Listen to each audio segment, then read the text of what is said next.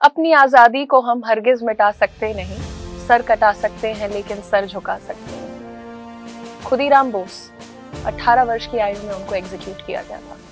चंद्रशेखर आजाद 25 वर्ष की आयु में एक गन फाइट में मारे गए थे। भगत सिंह 23 वर्ष की आयु में एग्जीक्यूशन। राजगुरु 22 वर्ष की आयु में एग्जीक्यूशन। सुखदेव थापा 24 साल की आयु में। आपके पास क्या एक्सक्यूज है?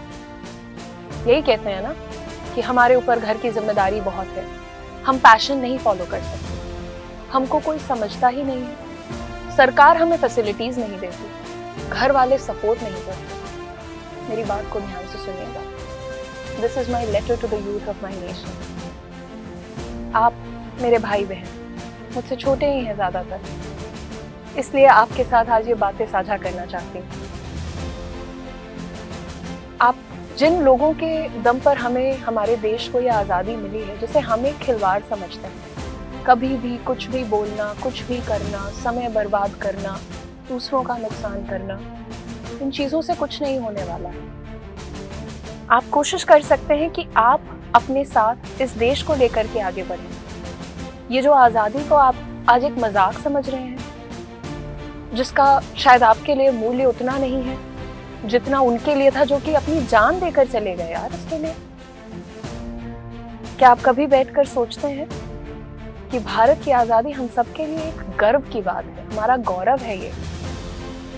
इस देश में अगर आज आजादी नहीं होती, आप क्या खा रहे हैं, क्या पहन रहे हैं, क्या पूजा कर रहे हैं, क्या पाठ कर रहे हैं, ये सब भी बताने के लिए कोई बैठा होता।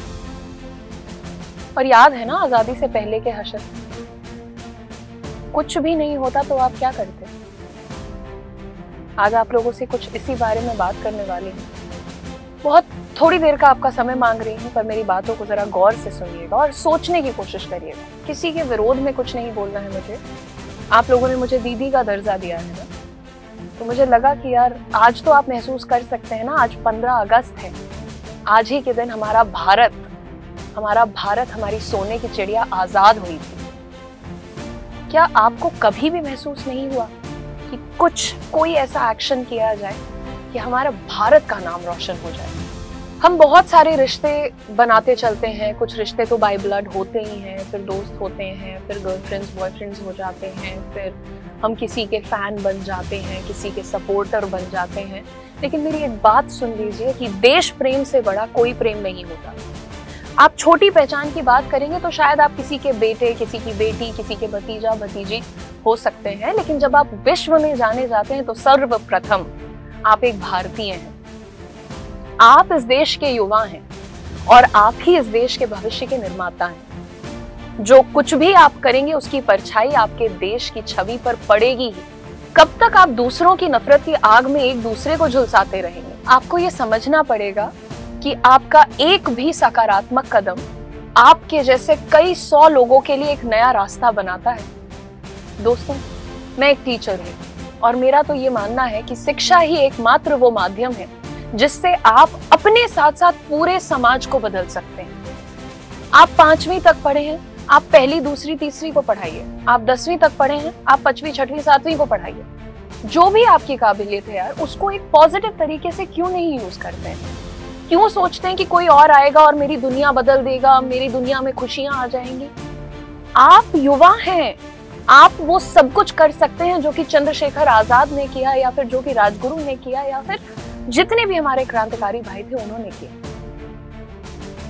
उठो, अब तुम्हारे देश को तुम्हारी जरूरत है। चाहे तुम पढ़ो, तुम खेलो, तुम पढ़ाओ, तुम समझो या तुम समझाओ, जो भी करना है पूरे मन से और पूरी ईमानदारी से करो। उसके पीछे का तुम्हारा टारगेट क्या है ये सोचो। छोटे सपने क्यों देखना है आपको? डरते क्यों हैं आप? मैं छोटे परिवार से आता हूं, मैं ये नहीं कर सकता, मैं ऐसी जगह से आता हूं, मैं वो नहीं कर सकता। क्यों यार? एक बात हमेशा याद रखना, जो सपना तुम देख सकते हो ना, उसको पूरा करने की काबिलियत भी तुम्हारे ही अंदर है।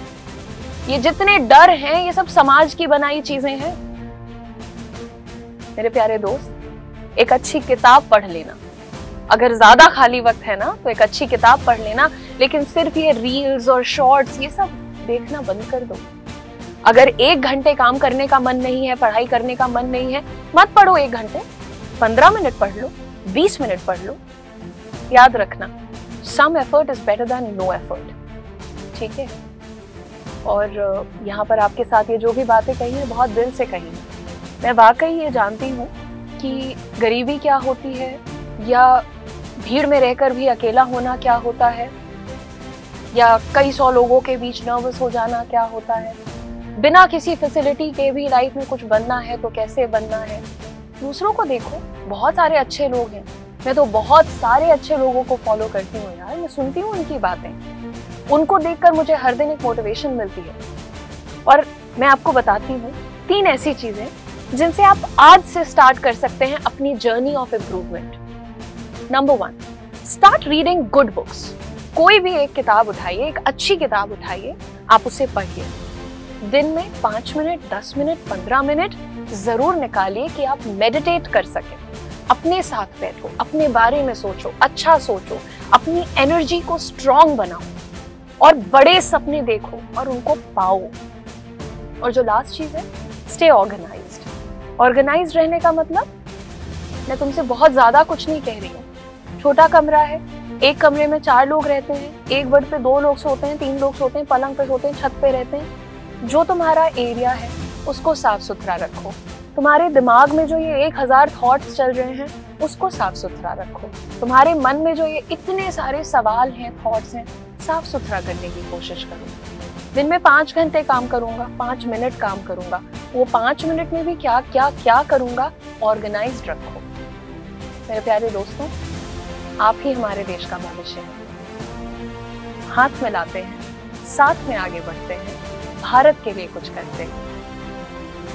Thank you so much. उम्मीद करती हूँ कि आपको ये वीडियो पसंद आया होगा, लेकिन सिर्फ एक वीडियो नहीं, ये मेरे मन की बात। मैं हमेशा आपके साथ हूँ, अड्डा 24/7 आपके साथ है, पर आप ईमानदारी से अपने सपनों को पाने की कोशिश करें।